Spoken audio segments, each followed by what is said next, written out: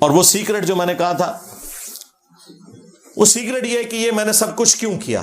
میرے پاس ایک راستہ تھا کہ میں قرآن و سنت سے دلائل پیش کرتا، جو اکثر لوگ ہمیں مشورہ دیتے ہیں، جو ممی ڈیڈی قسم کے علماء ہیں، خود ان سے کام ہوتا نہیں ہے، ہمیں مشورے دیتے ہیں. ان کے بڑوں سے بھی کوئی کام نہیں ہوا، ان سے بیچاروں سے کیا کام ہونا تھا توحید کا. وہ جی بس آپ چھوڑ دیں، ان بزرگوں کو کچھ نہ کہا کریں. بھئی بزرگوں کی آکاس بیل ان درختوں پہ لگی ہوئی ہے. جب تک آکاس بیل کو آپ اس درخت سے نہیں اتاریں گے، جو آپ درخت کو خوراک دیں گے وہ کبھی بھی درخت کو نہیں پہنچے گی، بلکہ وہ آکاس بیل جو ہے وہ درخت کے تنے کو بھی خشک کر دیتی ہے. یہ بزرگوں کی آکاس بیل ہے جس کو میں نے اتارا. اس کو اتارنے کے لیے اگر میں قرآن و سنت کا صرف راستہ اختیار کرتا، انہوں نے پتہ کیا کہنا تھا، او جی بخاری مسلم تو سلطان بہو نے بھی پڑھی ہوئی تھی، قرآن سلطان بہو کو نہیں آتا تھا. تم کہتے ہو ایاک نعبد و ایاک نستعین، تو پھر سلطان بہو نے کیوں کہا سن فریاد پیرا دیا پیرا، میری فریاد سنی کن تار کے ہو، بیڑا میرا وچ کھپراں دے جتھے مچ بھی نہ بیندے ڈردے ہو. تو یہ سلطان بہو پھر کیوں عبد القادر جیلانی سے مدد مانگتے رہے؟ انہیں نہیں تھا پتا کہ قرآن میں لکھا ہوا ہے. اب آپ اگر یہ کہیں کہ بھئی ان کو نہیں پتا تھا، کہیں گے او توبہ توبہ توبہ توبہ توبہ، یہی کہیں گے نا، یہ بھی نہیں کہہ سکتے. اگر آپ کہیں کہ نہیں ان کو کم پتا تھا مجھے زیادہ پتا تھا، کہیں گے دیکھیں کتنا تکبر کر رہا ہے ان کو. تو اس کا حل پتہ کیا تھا؟ بابے فارغ کرتے ہو، چشتی رسول اللہ، تھانوی رسول اللہ، صاحب اور سکر کی عبارت، لیوائی اعظم من لیوائی محمد، یہ ساری عبارتیں اتنی بار کھرچو کہ کینسر بنا دو. یہ میری دعوت کا سیکرٹ ہے جسے میں نے انجینئر کی ڈاکٹرن کا نام دیا. ہاں، اور دیکھو انجینئر دی ڈاکٹرن کام کر گئی ہے. بڑے بڑے مواحد آئے بیچارے ناکام ہو کے دنیا تو گئے، گالا کھا کے گئے، کام کوئی نہیں ہویا.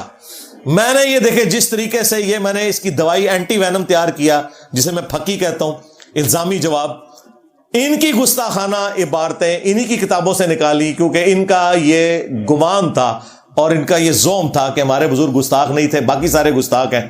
میں نے ان کی کتابوں سے ان کو الٹ دیا اللہ کے فضل سے. ہاں اب دیکھیں، اب ان کو قرآن بھی سمجھ آ رہا ہے، بخاری بھی سمجھ آ رہی ہے، مسلم بھی سمجھ آ رہی ہے. کیوں؟ میں نے ان کا دماغ صاف کر دیا، آکاس بیل اتار دی ہے کہ یار بزرگ تو اتنی کتابوں میں لکھ کے گئے. کہتے ہیں نہیں بزرگ تو نہیں لکھ کے گئے، بعد میں تبدیل ہو گئی ہے. یہ بھی بہت بڑی کامیابی ہے کہ مان گئے ہیں کہ بزرگوں کی کتابیں محفوظ نہیں ہیں. مطلب کیا ہے پتہ ہے اس کا مطلب کیا ہے؟ کہ آندھا سے بزرگوں کی کتابوں سے دین نہیں حاصل کرنا، دین قرآن و سنت سے حاصل کرنا ہے. سرکار یہی تو ہم کہہ رہے ہیں، مرنے سے پہلے اے مسلمان کر لے اس پہ غور، کتابوں کا خدا اور ہے، بابوں کا خدا اور، کتابوں کا پیمبر اور ہے، بابوں کا پیمبر اور، کتابوں کا دین اور ہے، بابوں کا دین اور.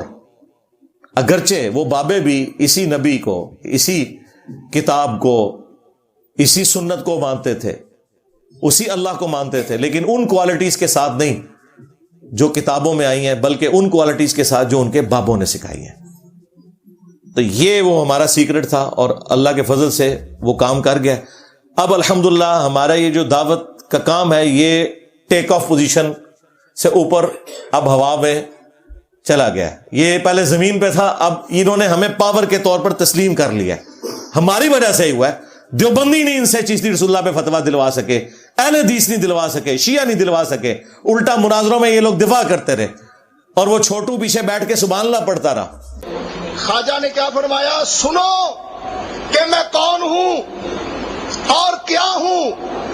محمد الرسول اللہ صلی اللہ علیہ وسلم کے دربار کے کمینے غلاموں میں سے ایک ہوں، کمینے غلاموں میں سے ایک ہوں، کمینے غلاموں میں سے ایک ہوں.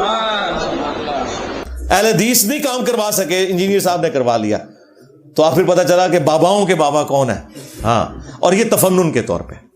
ہم یہ بھی نہیں کہتے کہ آپ ہمیں مجدد مانیں کہ جو کام اور نہیں کر سکے، اعلیٰ حضرت کے نامکمل مشن کی تکمیل الیاس قادری صاحب نہیں کر سکے، ٹھیک ہے، انجینئر صاحب نے آ کے حسام الحرمین کا اگلا ورژن نکال دیا، حسام الحرمین پارٹ 2. اعلیٰ حضرت انجینئر محمد علی مرزا، ایک یہ ہمارے اسٹوڈنٹ نے نیچے لکھا تھا، نیو اعلیٰ حضرت انجینئر محمد علی مرزا. اور یہ سب کچھ تفنن کے طور پہ کر رہا ہوں. میرا کیا لینا دینا میرے بھائی اس طرح کی چیزوں سے. ہم تو اپنے نام کے ساتھ بھی حافظہ اللہ بھی نہیں کبھی خود لکھتے. نہ کسی اسٹوڈنٹ کو کہا کہ اس طریقے سے ساتھ دمیں لمبی لمبی کوئی لگانی ہے. حالانکہ یہ دعائیہ کلمات ہیں, کہہ سکتے ہیں, کسی کو بھی کہہ سکتے ہیں.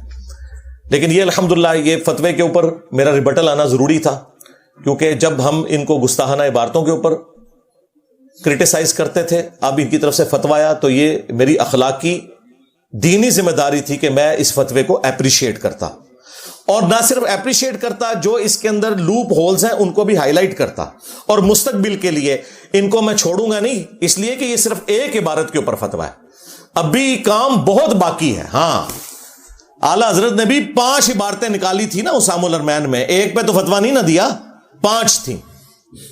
ویسے تو ابھی اعلیٰ حضرت کی اگر میں زبان میں بات کروں تو مجھے ان سے پتہ کیا کہلوانا چاہیے اینڈ پہ, کہ تم کہو کہ آج تک جتنے لوگوں نے اسے پرنٹ کیا, ہاں جتنے لوگوں نے ان کتابوں کی تعریف کی, جتنے لوگوں نے اس کے اوپر مناظرے لڑے, وہ سب کے سب کافر, ان کے کفر میں شک کرنے والا بھی کافر, سارا فرقہ ہی فارغ ہو جائے گا.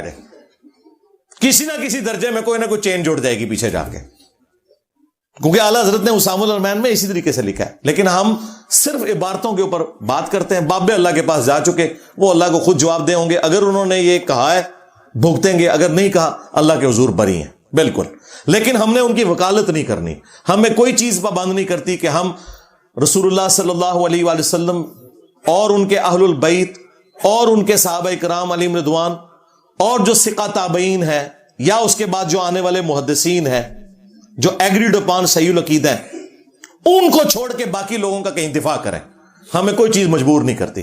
ان لوگوں کا ہم دفاع اس لیے کرتے ہیں کہ ان کی بزرگی مسلمہ ہے, ان لوگوں کی بزرگی ان کے نزدیک مسلمہ ہے, ہمارے نزدیک اس لیے نہیں ہے کہ ان بزرگوں کا تعارف ہی یہ کتابیں تھیں, یہ کتابی فراڈ نکل آئیں, الہاقی باتیں نکل آئیں, سب کچھ ختم ہو گیا.